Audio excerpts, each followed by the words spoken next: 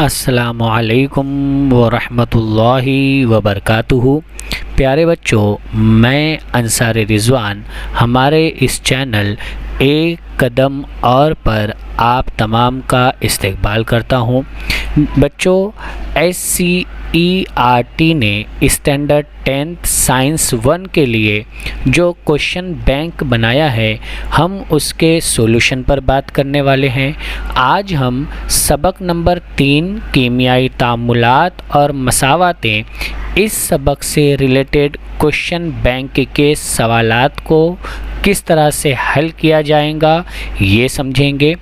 سوالات کو حل کرنے سے پہلے ہم آپ کو ایک چیز بتا دیں کہ SCERT کی جانب سے دیے گئے اس کوشچن بینک میں 2 اہم ہدایات دی گئی ہے، جس میں پہلی یہ ہے کہ یہ کوشچن بینک صرف آپ کے مشق کے لیے دیا گیا ہے تاکہ بورڈ امتحانات میں آپ کو آسانی ہو، اور دوسری اہم ہدایت یہ ہے کہ اس کوشچن بینک میں دیے گئے سوالات میں سے ہی بورڈ کا پرچہ آئے گا، ایسا ضروری نہیں ہے۔ وہ سوالات بھی بورڈ کے امتحانات میں پوچھے جا سکتے ہیں جو اس کوشچن بینک میں شامل نہیں کیے گئے ہیں۔ آئیے ہم سبق نمبر 3 کیمیائی تعاملات اور مساواتیں، اس کے کوشچن بینک کے سوالات حل کرنا شروع کرتے ہیں۔ سب سے پہلے اس میں کثیر متبادل کے سوالات ہے، جس میں درست متبادل کے حلف تہجی کو ضمنی سوال کے نمبر کے سامنے لکھنا ہے، اور ہر سوال کے جواب کے لکھنے پر، صحیح جواب لکھنے پر آپ کو 1 مارکس ملے گا۔ یہاں پہلا سوال ہے، دانتوں کے خول میں ڈیش ڈیش موجود ہوتا ہے، تو اس کا جواب ہے کیلشیم فاسفیٹ۔ دوسرا سوال ہے، پینے کے پانی کو جراثیم سے پاک کرنے کے لیے ڈیش کا استعمال کرتے ہیں، اس کا جواب ہے فٹکری کا استعمال کیا جاتا ہے۔ تیسرا ہے، سلور نائٹریٹ کا استعمال ڈیش کی روشنائی میں ہوتا ہے، رائے دہی کی روشنائی میں سلور نائٹریٹ کا استعمال کیا جاتا ہے۔ چوتھا سوال ہے، زیادہ تر تیزابی اشیاء کا ذائقہ ڈیش ہوتا ہے، تو اس کا صحیح جواب ہے تلخ، یعنی زیادہ تر تیزابی اشیاء کا ذائقہ تلخ ہوتا ہے۔ اور آخری سوال ہمارے پاس میں ہے کہ کیمیائی مساوات میں ڈیش کو بائیں جانب لکھا جاتا ہے، عامل اشیاء ہمیشہ کیمیائی مساوات میں بائیں جانب لکھی جاتی ہے۔ آئیے بچوں، اب ہم دیکھتے ہیں سوال نمبر 1 کے B میں۔ یہاں ہمیں اس سبق کے اندر متفرق جز، پہلی جوڑی کے درمیان تعلق کے مد نظر دوسری جوڑی مکمل کرنا، صحیح یا غلط لکھنا اور جوڑیاں لگانا، اس طرح کے سوالات ہیں۔ آئیے ہم پہلا سوال دیکھتے ہیں، متفرق جز علیحدہ کیجئے، جس میں پہلے سوال میں ہمیں چند تیزاب دیے گئے ہیں۔ تیزاب کے قوی اور کمزور ہونے کی بنیاد پر یہاں پر CH3COOH یعنی ایسیڈک ایسڈ کو علیحدہ کیا گیا ہے۔ اسی طریقے سے فینافتھلین، لٹمس محلول، میتھل اورنج اور ایبوسین، یہاں پر ایبوسین علیحدہ کیا جائے گا۔ اسی طریقے سے NaOH، CaOH toys, امونیم hydroxide NH4OH اور BaOH ٹوائز، یہاں پر مختلف قسم کے اساس دیے گئے ہیں۔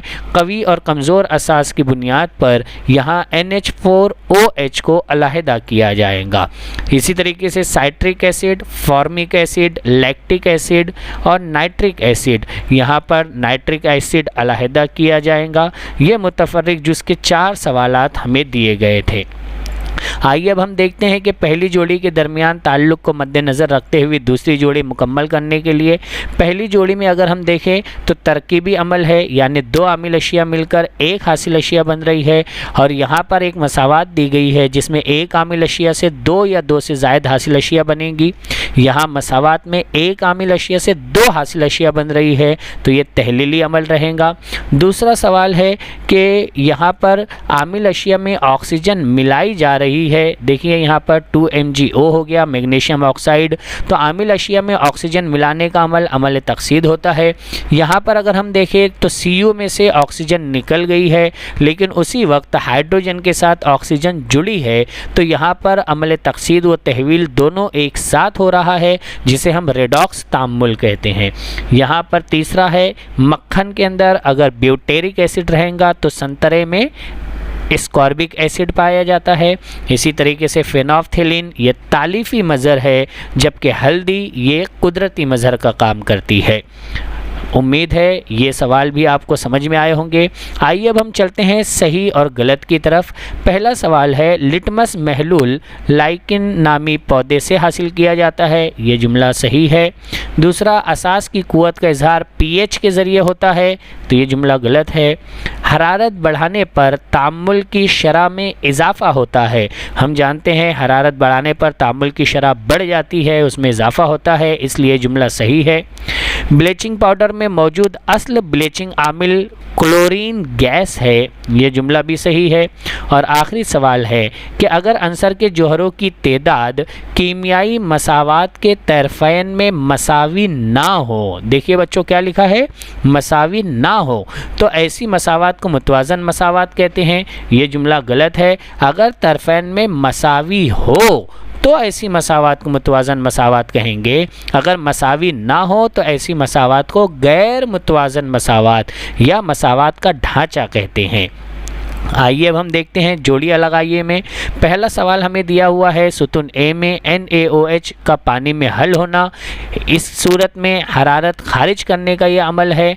सुर्ख चींटी, इसके अंदर फॉर्मिक एसिड पाया जाता है, अगर ये काट ले तो इसकी फॉर्मिक एसिड की वजह से हमें जलन महसूस होती है।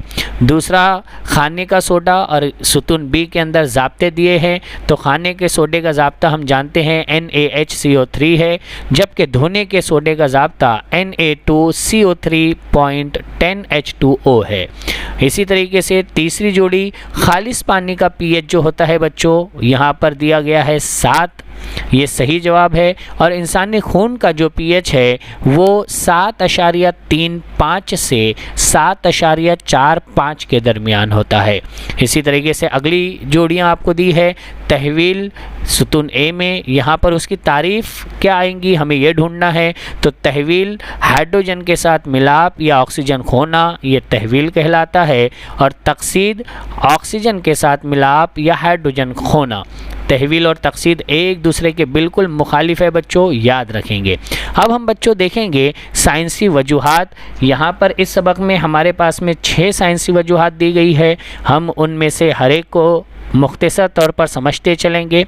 सबसे पहला है कि चुनखड़ी को गर्म करने से हासिल होने वाली गैस चूने के साफ़ पानी में दाखिल की जाए तो वो दूधिया हो जाता है।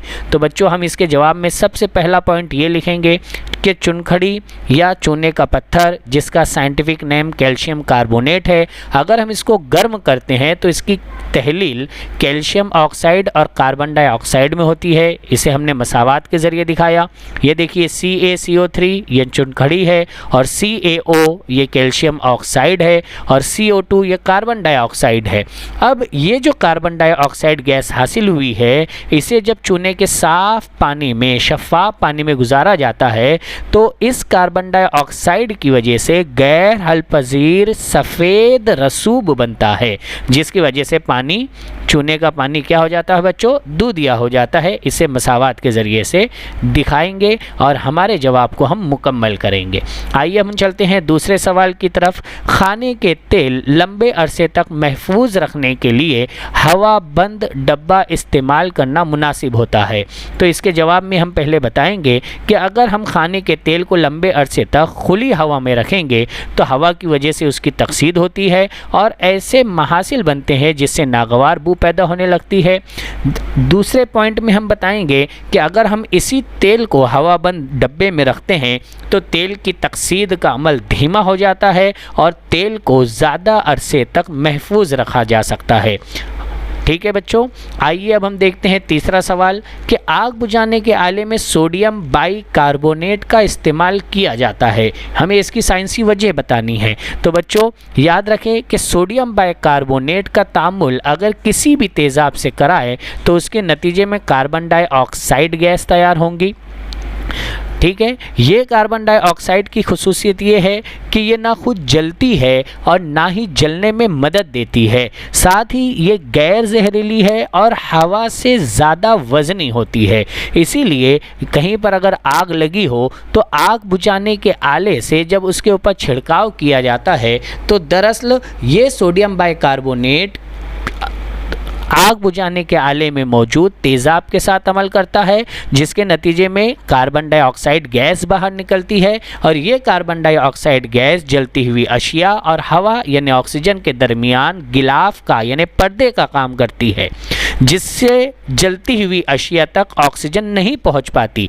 बच्चों याद रखेंगे, ऑक्सीजन जलने में मदद करती है। अगर ये ऑक्सीजन ना पहुंचे तो कुछ देर के बाद में आग बुझ जाती है। इसीलिए आग बुझाने के आले में सोडियम बाइकार्बोनेट का इस्तेमाल किया जाता है। आइए हम चलते हैं चौथी वजूहात की तरफ। बदहज़मी के इलाज के लिए माने तेज़ाब मुरक्कबात का इस्तेमाल किया जाता है। तो बच्चों, हमारे जिस्म में ग़िज़ा के हज़म होने का अमल मैदे में तेज़ाब के ज़रिए होता है, लेकिन बाज़ हालात में मैदे में बनने वाले तेज़ाब की मिक़दार बढ़ जाती है, जिसकी वजह से मैदे में जलन और शदीद दर्द महसूस होता है, जिसे हम आम ज़बान में बदहज़मी कहते हैं। अगर हम माने तेज़ाब मुरक्कबात यानी ऐसे मुरक्कबात जो तेज़ाब की तेज़ाबियत को ख़त्म करे यानी असासी अशिया, अगर हम ये इस्तेमाल करते हैं तो ये माने तेज़ाब मुरक्कबात मैदे में बनने वाले ज़ायद तेज़ाब की तेज़ाबियत को ख़त्म करने या कम करने की सलाहियत रखते हैं। इसीलिए बदहज़मी को दूर करने के लिए माने तेज़ाब मुरक्कबात का इस्तेमाल किया जाता है। पाँचवीं साइंसी वजह है कि दांतों की बोसीदगी पर काबू पाने के लिए टूथपेस्ट का इस्तेमाल किया जाता है। बच्चों याद रखें कि दांतों की बोसीदगी की बुनियादी वजह मुंह में पाए जाने वाला तेज़ाब है। इस बोसीदगी पर अगर काबू पाना है तो इस तेज़ाब की तादील ज़रूरी है। टूथपेस्ट में मौजूद फ्लोराइड और असासी मादे मुंह में मौजूद तेज़ाब की तादील करने की सलाहियत रखते हैं, यानी इस तेज़ाब की तेज़ाबी ख़ासियत को ख़त्म करने की सलाहियत रखते हैं। इसीलिए दांतों की बोसीदगी पर काबू पाने के लिए टूथपेस्ट का इस्तेमाल किया जाता है। आखिरी साइंसी वजह है कि दरवाज़े और खिड़कियों की जालियां लगाने से कब्ल उन पर रोगन यानी पेंट किया जाता है। तो बच्चों हम बताएंगे कि अगर दरवाज़े और खिड़कियों की जालियां लोहे की बनाई जाए और उन्हें जंग लगने से अगर बचाना है तो हमें उसके ऊपर रंग व रोगन यानी पेंट लगाना पड़ता है। ये रंग व रोगन क्या करेगा कि हवा में मौजूद नमी को लोहे की सतह से मिलने नहीं देगा और इस तरह से वो दरवाजे और खिड़कियों की जालियां जंग लगने से महफूज रहेंगी और लंबे अरसे तक काम दे सकेंगी। इसीलिए दरवाजे और खिड़कियों की जालियां लगाने से कब्ल उन पर रंग व रोगन की तह चढ़ा दी जाती है। तो बच्चों ये हमारे साइंसी वजूहात थे जो सवाल नंबर 2 के ए में पूछे जा सकते थे। अब हम देखेंगे कि इसके बी में हमें मज़ीद 6 सवाल दिए गए हैं। आइए हम उनमें से एक एक सवाल को लेते हैं। पहला सवाल है कि मसावात का मुशाहिदा करना है और 2 सवालात हैं, दोनों सवालात के जवाब लिखना है। पहला सवाल है मज़कूरा मसावात में आमिल धात का नाम लिखिए। तो बच्चों आमिल धात ठीक है जो अमल कर रही है वो मैग्नीशियम है, तो हम जवाब लिखेंगे मज़कूरा बाला मसावात में आमिल धात मैग्नीशियम है। दूसरा सवाल है कि मज़कूरा मसावात में हासिल मुरक्कब का नाम, हासिल मुरक्कब का नाम ये जो MgO हमें मिला है इसके नाम की वजाहत के साथ लिखना है कि ये हमें कैसे मिला। तो बच्चों ये मैग्नीशियम के तार को हवा में जलाने पर इसकी तकसीद होती है, जिसके नतीजे में मैग्नीशियम ऑक्साइड का सफ़ूफ बनता है। यही मसावात को हमने जुमले के अंदर लिखा है और यही इसकी वजाहत है। याद रखेंगे बच्चों मसावात के ज़रिए से हम जुमले को बना सकते हैं अगर हमें उनके ज़ाब्ते अच्छे से याद है तो। आइए अब हम देखते हैं दूसरा सवाल कि धातों का घिसना या ताकुल किसे कहते हैं, इसकी रोकथाम किस तरह की जाती है। तो बच्चों धातों का घिसना या ताकुल पहले हम ये समझाएंगे कि फ़िज़ा में मौजूद नमी और तेज़ाब जैसे अज्जा के असर से धातों के आहिस्ता आहिस्ता ख़राब होने या तहलील होने के अमल को धातों का घिसना या ताकुल यानी क्रोजन कहते हैं। अगर हमें धातों को ताकुल से यानी जंग से रोकना है तो उसके लिए हमें ज़िद जंग जैसी अशिया का इस्तेमाल करना होगा। धाती सतह को पेंट लगाकर, कलई कर या दूसरी धातों की تہ برقی ملمہ کاری کے ذریعے چڑھا کر ہم اس تعقل کو کافی حد تک روک سکتے ہیں۔ آئیے اب ہم دیکھتے ہیں بچوں تیسرا سوال۔ یہاں پر ایک مساوات دی گئی ہے اور پھر سے مساوات کے دیکھ کر کے دو سوالات ہمارے سامنے ہیں۔ پہلا سوال ہے درج بالا تعامل کی قسم بتائیے۔ تو اگر ہم اس مساوات کو دھیان سے دیکھیں تو ہم بآسانی کہیں گے کہ یہ ہٹاؤ کے عمل کی ایک مثال ہے۔ دوسرا سوال ہے اس تعامل کی تعریف لکھیے۔ اب یہ ہٹاؤ کا تعامل ہے تو سب سے پہلے ہم یہاں پر ہٹاؤ کا عمل یعنی ڈسپلیسمنٹ ریئیکشن کا ڈیفینیشن ہم لکھیں گے، جس کیمیائی عمل کے دوران ایک تیز عامل عنصر کسی مرکب میں موجود نسبتاً سست عامل عنصر کو ہٹا کر اس کی جگہ لیتا ہے اور نیا مرکب بناتا ہے، اس عمل کو ہٹاؤ کا عمل کہتے ہیں۔ جیسے یہاں پر اگر ہم دیکھیں یہ SO4 کے ساتھ Cu جڑا ہے، یہ سست ہے بنسبت Fe کے۔ Fe نے اس Cu کو ہٹایا اور نیا مرکب FeSO4 بنا دیا تو ہم اسے اسی لیے ہٹاؤ کا عمل کہیں گے۔